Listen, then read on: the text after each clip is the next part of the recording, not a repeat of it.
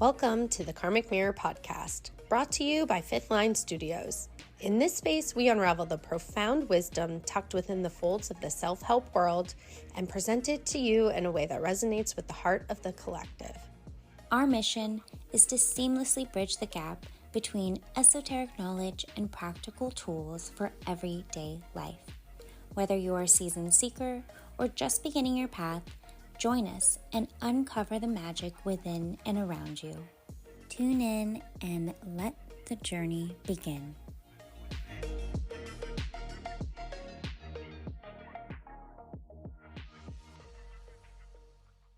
Welcome to Karmic Mirror podcast. Hi, everyone.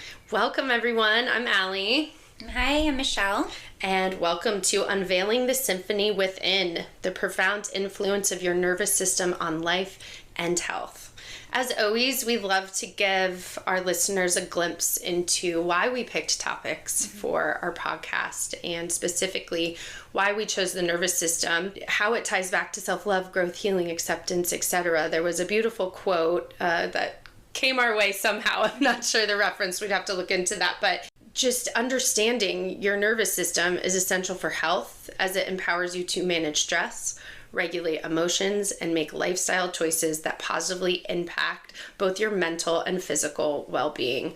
There are just so many ways and modalities that can positively impact your life as a result of focusing on this topic of your nervous system, which is why we wanted to dive deeper into that today. For sure. I think everything can trace back to your nervous system in some way, shape, or form. And so before we dive in, just a disclaimer, we are not licensed medical professionals, therapists. We are certified life coaches, among other accolades, I suppose. But we both, I would say, really have dived into nervous system work. And what I mean by that is just really ways, modalities, like Ali said, of regulating the nervous system. So we're really speaking from both personal experience, from research, as a hobby research, but also for this podcast. But if you have any, deeper rooted questions, definitely want to seek a medical professional or look for resources that will definitely tag in the show notes. So before we get into the nervous system, let's just take a really deep collective breath in together through the nose and just sigh it out. It's amazing what sighing out just kind of really filling up and just it's amazing how breathing can serve you well in life. Yeah, right? just learning to breathe. Learning once again how to really breathe is super helpful and very relevant for everything we're going to talk about today. Right. And because the nervous system is such an in-depth topic, and because I think what Michelle's referencing, we're not licensed professionals, but we learn a lot from the school of life, and we are lifelong seekers of how to ultimately live our best lives. And the past year, the nervous system has come up quite a bit for both of us in different ways. And as a result, we decided to create a nervous system series. Today, we'll focus more on just introducing the nervous system. What in the world is it? Why do we care about it? And how can it positively impact our lives? This podcast will then be followed by a series of 3, which will be focused on the mind, the body, and spirit. And those will dive into different modalities and ways in which you can pay more attention or work through positive impacts to your nervous system. Am I saying that right? Like, what's the best way to highlight those 3? Just different modalities, right? Yeah, I think so. Different approaches, because we're all such unique individuals and we're going to resonate with different approaches to regulating the nervous system. And the beauty of it is that mind, body, spirit, they're all so interconnected. So it's kind of one, regulating or consistently developing some sort of relationship or practice to maybe a certain modality that really resonates and helps to regulate your nervous system is only going to have a little domino effect on every other aspect of your life. So we're excited to get into those, but for today, keep an eye out for those to come in the near future. But for today, we're going to dive into all things nervous system.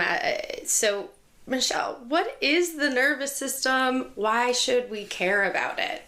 Yeah, so the nervous system is a communication network between your brain and the rest of your body. So if you can imagine your nervous system as this very elevated, very sophisticated communication network in your body, and it's made up of the brain, the spinal cord, the nerves, and the brain is sort of like the CEO. It's your decision maker. It's what processes information. Your spinal cord is that communication network, or the highway that connects the brain to the rest of your body, and your nerves are little messengers, and so they deliver the information between the different parts of your body. So it's your in its most simple, it's this system that lets you feel, lets you sense through your different senses how you're going to respond to the world around you, how your muscles and your body and your senses and your brain, how it responds to various situations in your life. We're probably most familiar with triggering situations. That's often when we think of the nervous system, I think, but it goes beyond that. So yeah. Very high level. That's what it is. Anything deeper on, again, we don't want to get too into the weeds, but like the sympathetic versus parasympathetic nervous system, what's the difference? Yeah. Does that matter when we're thinking about the nervous system? Totally. So I almost think that understanding those two branches, like you said, the parasympathetic, the sympathetic, one, that's the first introduction I ever really had to the nervous system was through the parasympathetic nervous system by way of, like we're going to talk about in our upcoming episodes, by way of different practices that help to regulate, or really, in my case, help activate the parasympathetic nervous system. So just really quickly, even more high level, I think the nervous system overall plays a role in, it's what regulates our emotions, it's our body's stress response, it's our brain's ability to communicate, like I said, with the rest of our body. And when we talk about the sympathetic and the parasympathetic nervous system, these are the two branches of our nervous system that actually do the work of regulating those functions. So the sympathetic nervous system, this is your fight or flight response. So this is the part of our nervous system that gets activated or triggered when we're in stressful or kind of emergency situations. And what that means when we talk about the communication between your brain and your body, you're maybe going to experience those stressful or emergency situations as an increased heart rate. Your pupils are getting dilated, you have a rush of adrenaline, or your blood flow is now moving to your muscles because in ancient times, we needed our blood flow to go to our muscles so that we could run and maybe save ourselves from, as Noel Cordeaux says, the saber-toothed tiger. Mm-hmm. And so what ends up happening is your parasympathetic nervous system is what shuts down sort of in those moments, and your parasympathetic nervous system is our rest and digest. So it helps the body relax and recover. And what that's going to feel like in the body is your heart rate slows down, your pupils constrict back to their regular state, I suppose.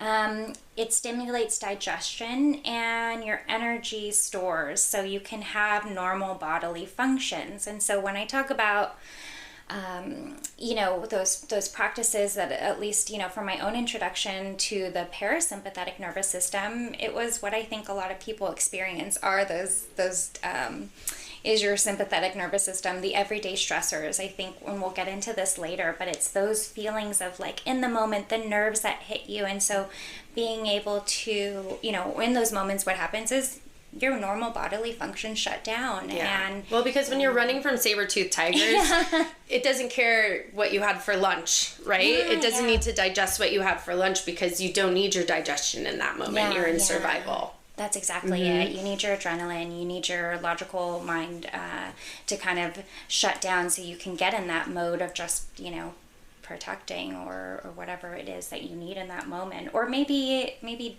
don't necessarily need in that moment, but it's the way that we're responding. It's just really, Sarah Baldwin, who is a somatic experience practitioner and trauma coach who really specializes in the healing around the nervous system, and again, we will tag this in the show notes, really explains the nervous system as this complex situation, right? It's a brilliant system that data can show us that we're not broken, right? Our systems are never confused, even when we might be experiencing it in a confused way, which is what can happen in today's society because we're not fighting off saber-toothed tigers, every time around the bend. And I'd ask you to keep me a little bit honest here. In her podcast that I was listening to with Mark Groves had her on, she uses this special ops metaphor of the nervous system. So I've heard this a lot, and I like to talk about it with the nervous system. It's like our brains weren't meant to keep us happy. Yeah. They're meant to keep us alive and safe. And so if you think about the nervous system almost as that special ops metaphor, it is constantly, even right now as you and I are talking, it is every millisecond it's assessing, am I safe? Am I in danger? Is there something that's going to harm me? And if the answer is yes, that's where the body and the mind continue to assess. But here's the thing, and we'll talk about this when it gets into trauma or the data in our brain. It's literally pulling from the data in your brain saying, okay, what were the ways that I was meant to be safe, to be kept alive? And let's go to that because that's a known thing. We know we can live, we can survive in that way. And so that special ops metaphor, I really liked it. And again, it's that evolution. Lions are no longer I just saw, I was going to say this, and sorry not to digress a little bit, but I just saw this video of actually there's like a gorilla and a zookeeper was out, and it was this whole scary thing. So as I'm saying, sorry, I digress a little bit. I'm like, lions aren't chasing us. I was like, except that zookeeper had a gorilla chasing them the other day, but that's not the norm in today's societies. But, through evolution, and that's how our bodies were built. Like, we're not meant to digest as much information as coming our way right now. And I hope everyone's kind of making that connection of why regulating your nervous system is so important, because, most of the time we're not really in immediate danger, but our bodies might respond as such. Yeah, totally. Well, since we were just talking about the zookeeper and you made me think of another thing I was listening to, and I've heard this before, but I was listening to, again, Noelle Cordo. She was talking about this thing, and it's not to take it totally in another direction, but it just flashed up for me. Was she talks about the objectification theory by Barbara Fredrickson, and just drop it really quickly because I find it super fascinating. But girls from the age of 7 to 11, and I think she talked about this before in one of our classes, but we are socialized, our brains are socialized to perceive, to understand that our bodies are not our own.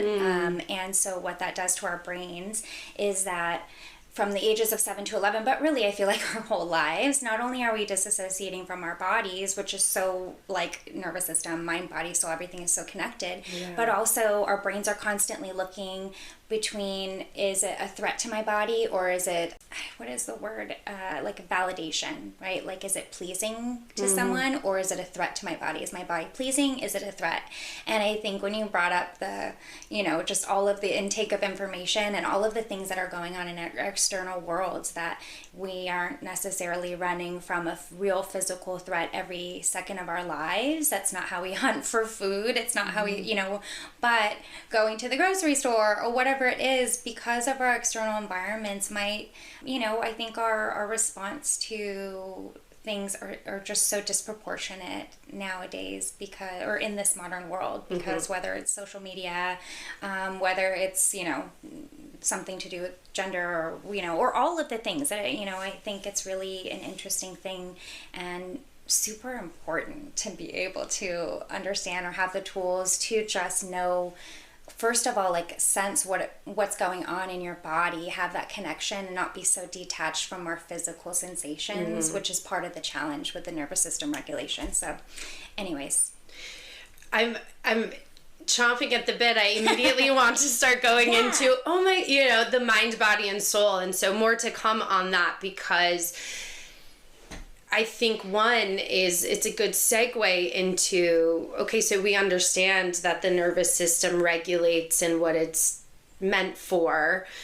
However, and I'm pulling this from a different area, but like an overuse of the strength of the nervous system is an opportunity, because you can't quite simply live your life in, that fight, flight, freeze, fawn mentality. So some common signs and symptoms that are associated with a dysregulated nervous system: chronic stress, difficulty sleeping, emotional instability, digestive issues, difficulty concentrating, hypervigilance. And so a lot of these can be very subjective, but I think it's also very specific to maybe each individual of how that shows up. Decreased immune function, shortness of breath, tingling hands, sweaty palms, impaired social functioning. And so there are just so many ways. I always share this with Michelle. We talk through, and again, we'll get into the other modalities of ways in which we've been able to reconnect with our nervous systems and regulate it. But someone said in a channeling session, do some work on nervous system. Like, go research it, go learn about it. And when shortness of breath came up on this list, it's like something clicked for me. I had COVID at one point, and for months, even like a year or so following, I would get these shortness of breath. And I just assumed, right, my body would go to, these are the lingering impacts of COVID. And at some point when I was in a new environment, I realized that I don't think it was COVID symptoms, because when I was out of that environment for an extended period of time, I don't have the shortness of breath anymore. And I can trace that back all the way up to when I was out of that environment. And it's another reason why we're just so passionate about this podcast and educating people on those things. Because for me, I wouldn't have realized at the time, hey, maybe you need to dig into your nervous system and what's going on, because you're pretty dysregulated, and that's, you're not showing up as your best self or your healthiest self there. Gosh, I can just think of 100 different conversations that weren't about the nervous system, but were about, or maybe had elements of all of these little symptoms of dysregulated nervous system. And so it's interesting to think about, like, just instances where I can think back to, having a conversation with friends and visibly witnessing these physical symptoms in someone else while they were talking about the stresses of their job.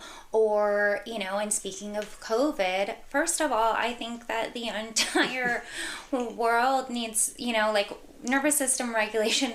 This should be in schools. This should be required. And I know that a lot of places are when they can. I mean, it feels like a privilege, which is really a bummer, because it shouldn't be. It should be everyone's right, because how many people can you think of in your life that are still experiencing residual effects of just, and we're going to talk about this very thing in a minute, but our brains, our bodies have been trained to live in this fight or flight mode, or to live with these symptoms. And Dr. Joel Dispenza loves to say, like, your body is addicted to the stress. Your body has now become physically addicted to the stress, right? So things like, digestive issues, or the sweaty palms, or the shakiness, those things. I have met or spoken to so many people who that has just become the norm of their everyday lives. And it's not, let me dig deeper, because we don't know what we don't know, but it's just been like, I'm stressed, my work is this, nothing is, Is it a little on the, choose the chaos we know? We're more comfortable choosing the chaos we know, because it relates back to that data. Like, I know I can get a paycheck, have all of my needs met, 100%. but all I have to do is make it through this day, or this next meeting, or this aggressive timeline. I mean, I'm putting it in a very work dynamic. I know that there's other situations, but I think so too. But I think that's a really collective thing, and I think it's not even a choice at this point, because it's so unconscious. Because just like we can train our brain, and that's very much part of this conversation, our bodies get trained in the opposite, right? Like we get trained to just live in a state of just constant discomfort in our body because we're so detached. And rather than, again, we don't know what the tools are, which is part of the conversation and why we really are super into this series. We're like, learn more about the nervous system. No, let's learn it. Let's share it. Let's talk about it. Let's reinforce the learning in our own lives. Let's put it into practice, because I think about just collectively, it's like, I'm stressed. All right, 5 o'clock, let me go have a glass of wine. Let's have this, right? And oftentimes those are the things that are making the physical symptoms, everything. It's inflaming it, and we just don't know. Talk about tangents, but I think it's really important, and I think it's really relatable. Yeah. To think about it. And then we talk about a little bit, there's everyday stressors and then there's trauma. Mm-hmm. And we've gone back and forth, just not in disagreement, but just talking about, we want to be really sensitive and conscious and careful about, the conversation around trauma, because we aren't licensed in this area, but it does show up very differently. Yeah. And, I think if we go back to that piece to understand how that might be for our listeners, if you think about your brain's job and surrounding the nervous system is to keep you alive, and you witnessed something or you went through something at a point that was very traumatic. And here we just always want to have a safe space, because trauma is very subjective sometimes, or it's right, we don't define that for other people. So but you've gone through something, you've observed something, and you've survived that. And so your brain says, okay, I know how to handle this. But what it can often do is then make us hypervigilant and show up in all of the dysregulated ways. So an example, think about as a child, one of our primary needs is safety and to be seen and to be understood. And if we're not getting those needs as a child, we create a strategy to keep us safe, to help us be seen, right? And you're kind of like, oh, that kind of worked. And let's follow that trajectory to being an adult. At some point, I know I had shared with you the example that I heard on a podcast. If you had parents who weren't really present for you, right? And what that might look like. The example is you're with your partner and you're trying to share something with them and they're on their phone. That could trigger back to, right? Where in that instance, it's hard to understand that. And they always say, like, if you're dysregulated, it's not the time to start getting curious about what's causing the dysregulation. But your brain is pulling back to, hey, I wasn't seen, I wasn't taken care of, I wasn't really attuned to when I was a child. I'm seeing that happen right here in this moment. And, right, it could just be as simple as your partner not giving you attention or showing up, but then your body and your nervous system says, oh, I know how to get attention. And however that might show up in a dysregulated way, most likely isn't going to be the most tender for your heart, right? I don't know. Does that make sense? Is that I think so. A different way of... Well, what comes up from all of that is, like, if you take away anything from, getting curious about the nervous system or what regulating it means, or just, I think the big things that flash up for me are having first, like, the awareness of it, right? Like, it doesn't, just having self-awareness of what, and this goes back to, I think, that detachment or the disembodiment or not feeling connected to your body, which is, again, like, we're just going to keep saying it over and over, how interconnected those aspects are, and how it relates to of mind, body, spirit, and how it relates to your nervous system. And when I say, that everything comes back to the nervous system, I really stand by that, because when we're super disconnected from our bodies, and that's, I don't know, everyone, no, I'm just kidding, but like a lot of people at one point or another, whether it's from a traumatic experience, whether it's from this experience of living through the pandemic and for a good chunk of the last several years being totally interacting with people through a phone, right? Like, we know there are physical implications of that just from the phone itself. There are the lack of connecting with other human beings. There's a disconnection from our own bodies. And so I think like all the things that are coming up are, you know, one, like just knowing, having an awareness or understanding that it's okay. Like, we may feel really disconnected from our body. That's part of the process, is like, oh, now I know, now I see it, I feel something's off, and I can't just brush under the rug that I come home from, you know, and we're used the work example again, but like I can't stop my hands from shaking. I can't even regulate, but for some reason I'm reaching for the things, for the coffee, for the whatever it is, versus just taking one beat to be like, oh wait, something is off here. There's awareness, a little bit, like crack open the door. And then there's a little bit of discernment, like what does that even mean? Connecting to your actual physical senses. I feel something off in my body, now what? I think is really important, going back to the discernment of the everyday stressors and the trauma. And like you said, like, we can't define trauma for anyone. That's not my job to do for anyone else. It's my job to know myself so that I can show up better for myself and the world around me. It goes both ways. But one of the ways that I've learned to start to differentiate for myself anyways between the everyday stressors so that I can respond appropriately, right? Like, so I'm not, you know, for using your example, so I'm not being like ignored or feeling ignored by seeing my partner on his phone, knowing very well he's doing work, but like getting activated in that moment for my own issues and then responding totally disproportionate to that, you know, like going off and stewing or going into a spiral and getting pissed off or whatever it is, rather than taking a moment to be like, okay, I'm really uncomfortable in my body. This is happening. What is this feeling? What's coming up? And also, can I do anything really quickly? You know, so anyways, not to go too far on that, but I think talking about But it is an interesting thing with like the dysregulation, because what comes up is, I think people would be very prone with the thinking dysregulated. Well, that's got to be getting loud, getting angry, crying, yelling, confrontational. And I mean, that's not how it showed up for me at all. But which is why I think Michelle and I are so passionate about continuing to spread the word about the nervous system. Nervous system allies over here. Because you're listening and there is a piece of your nervous system, let's say the lion gets you, right? It's literally the most loving thing your body will do is shut your whole body down. So you don't feel it, so you're numbed, you disassociate, and that's another way that you could be dysregulated as well.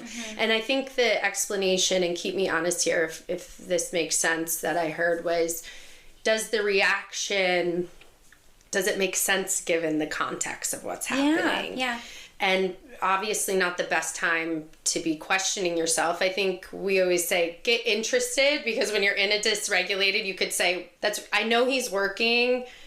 I'm having some reactions to it. Right now is probably not going to be the time I'm going to figure it out, but getting interested to that. And so I wanted to bring that up because dysregulation can also look a lot like just numbing, and it doesn't have to be numbing of substances. It can be disassociation. I think so too. I think, and I don't know if we talked about this. We touched on the trauma piece because I think it's a really important part of the conversation, but I think more importantly is, like you said, like getting interested, because and I'll go back to this too, this is like the way I think I have learned to discern between those everyday stressors so that I can then develop the ability to respond appropriately when I am triggered, when I am maybe just activated, or maybe when I'm just out of my comfort zone, right?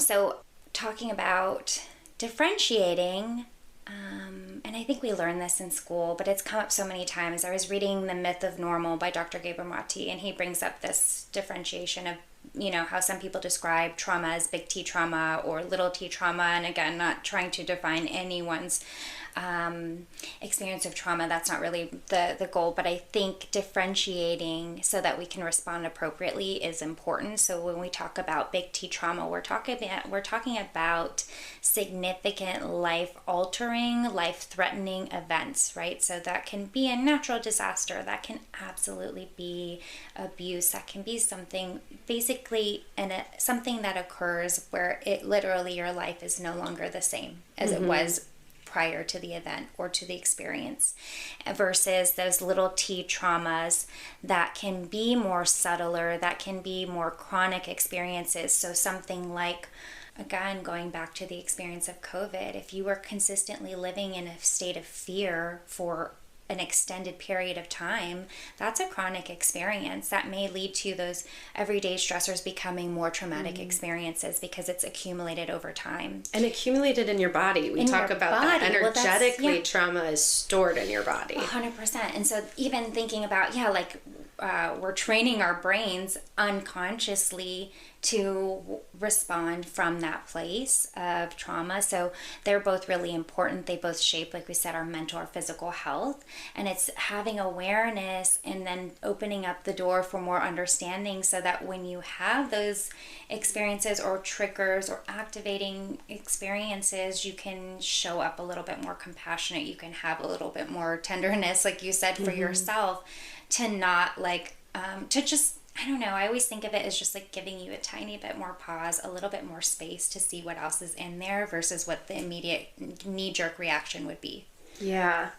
I think this might be a good time just to transition because to the close and our question, because I think the goal of this particular episode was to highlight what the nervous system is, how it's impactful, and we will be getting into different modalities and areas that will help inform you of areas that you might lean into if you are feeling that dysregulation that Michelle was talking about. And again, I think we just want to be really conscious and careful and respectful to everyone's journeys along the way, and certainly healing from trauma and how that has impacted your nervous system. We may share some of our examples, but always want to highlight that if you need resources, this isn't the end all be all. Our goal is to help you get interested and curious and share some things that have worked for us.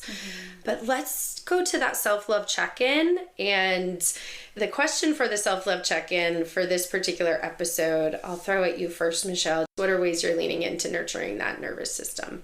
Well, we talked a lot. I told you this morning, my goal this month was doing little things every day that put me out of my comfort zone. And I really think it's relevant to nurturing my nervous system because making the intention and then showing up for that intention with my actions, with actually doing something, no matter how big or small it feels, that feels really uncomfortable, gives me the opportunity, because I'm doing it consciously, right? Like, it gives me then the opportunity to be uncomfortable, and as cheesy as it sounds, to totally love myself through that discomfort.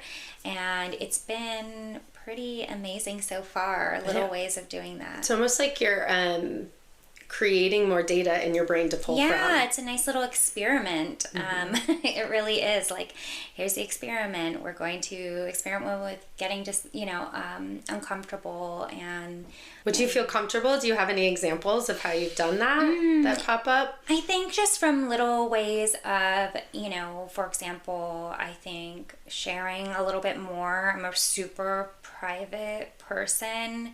I am like equal parts social butterfly as I am like, little cave creature. And so I get in these modes of being really private, and I could live in that space for a long time, but it doesn't really serve my inner goals, my highest good, and doesn't allow me the space to just shine in all the ways that I really do want to. And so I think sharing recently I shared, talk about nervous system. I shared a meditation series that I pulled together really quickly, and I, maybe I would have sat with it and thought like, oh, how am I going to create this beautiful post, and I'm going to do this thing, and I'm going to put it out on this day, and I'm going to look at the moon, and I'm going to create all the reasons why to let myself be a little bit more private rather than just like putting it out there. So little ways, and seeing the trickle effect of that, because once you put something out there, then you open up the door for people to question you, ask, and see you, and then more opportunities to be uncomfortable. For nervous system to get triggered but in like a very safe, controlled experiment, which if that, makes sense, and letting myself adjust the variables. Okay, what did I do in that moment? How long did I sit with it? Or how long did it take till I noticed the discomfort in my body, to what did I do in that moment, and how did it let me, what did I feel after, which is always like 10 out of 10 better than I did before. Yeah. Yeah. What about you? How are you nurturing your nervous system? So maybe the question when I throw it, I'm like, oh, because it's almost springtime. But like, don't let your thing be my thing. Yeah. I think for my nervous system, just really committing to getting out in nature as much as I can. I am someone who, it's very apparent when we're getting towards the end of winter, not only with myself or with others, I think the nervous system tends to look a little bit differently than when I can get outside and get more active. Yeah. I also am continuing to do tapping, which we'll talk about one of our mind, body, and spirit follow through with our series here. But that I've continued after, I know you and I talked about, I did this abundance workshop with Iana Van Zant, who is just magical. And so there was a lot of leaning into that type of work, of feeling the feels, getting to the root of, that data. Because again, it's kind of like when something happens, and maybe even more in a trauma state, I would say for me in personal experience, it gets stuck in time. Yeah. And so a lot of that work was tapping through and digging deeper into specific areas, abundance, health, wealth, relationships, all fall under abundance. So we did the 40 days, but now I'm still working through some of the things that came up through there, including I'm doing tapping every day as well. I love tapping. Oh, please listen to the upcoming episodes if you want to hear more about tapping, because it's something that Allie and I both have been doing. And regulating your nervous system, and I think this is really important to know, and we'll keep getting into this, but it isn't, you talk about a 40-day abundance course and continuing on with that work, because the goal is not to do the meditation, to do the yoga one time and like learn how to calm yourself down. It's about creating a new baseline for giving yourself that baseline of what's a healthy, normal, appropriate response to the stressor or the trigger in front of me, and how do I create that for myself through a consistent practice, yes, but also I always like to think of it as like I do my breathwork practice so that when it really matters, when I am triggered, when I am activated, or I'm really uncomfortable, I've created a normal, healthy baseline for myself through consistent practice so I can respond in those triggering moments, because that's where the real work happens. Yeah.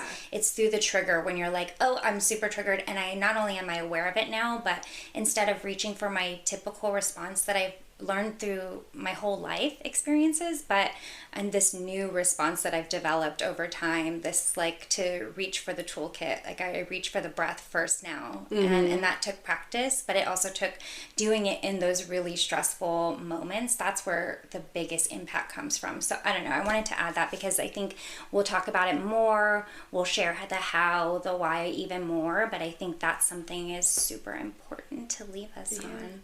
So follow us on this journey of our nervous system. Again, I almost, because it really lights Michelle and I up just because we have seen the impact. So I really appreciate you throwing in that last bit there. And I, of course, I start to get lit up and I almost got into, oh my gosh, I was reading this thing. I'm like, hang tight, listeners.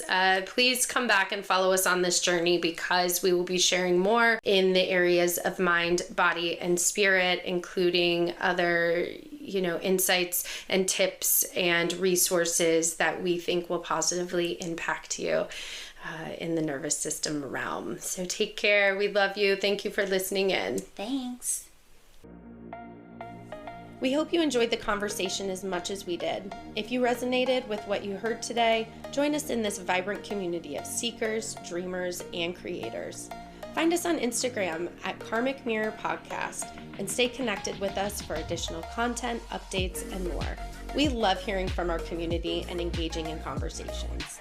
You can catch all our episodes anywhere you listen to podcasts, so make sure to subscribe. And if you really love what you're hearing, we'd be so grateful if you would leave us a 5-star review or share with someone who might benefit from our content. Your feedback means the world to us. As we bid you farewell, we encourage you to embrace the ever-unfolding story of your life. Life's too short for a one-size-fits-all approach. Remember, your path to flourishing is uniquely yours. Until next time on the Karmic Mirror, stay true, stay curious, and always be kind to yourself.